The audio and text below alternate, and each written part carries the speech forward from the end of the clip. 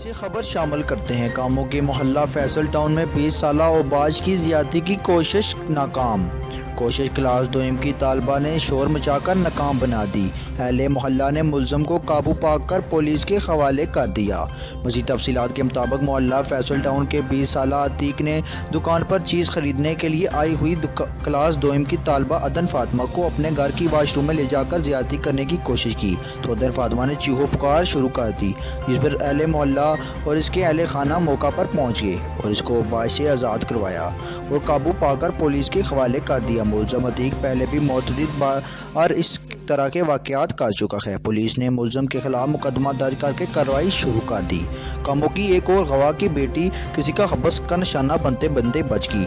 अगर पाकिस्तान का कानून और पाकिस्तान की अदलिया के संगीन जुर्म पर फैसले कमज़ोर करेंगे और हुकूमत की गिरफ्त दरिंदा सिफ्त अनासर के खिलाफ मजबूत ना होगी तो ऐसे जुर्म जन्म लेते रहेंगे और ना जाने कई मासूम बच्चियां ज़्यादती का निशाना बन चुकी हैं और आइंदा भी बनती रहेंगी।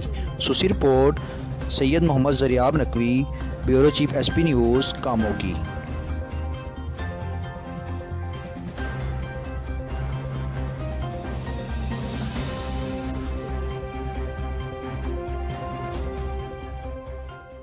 मुंडे दा रिकॉर्ड भी जिहड़ा ना गंदा वे, सही नहीं हैगा ते असीं अपील करने आ कि इहनूं वध तो वध सज़ा दित्ती जावे।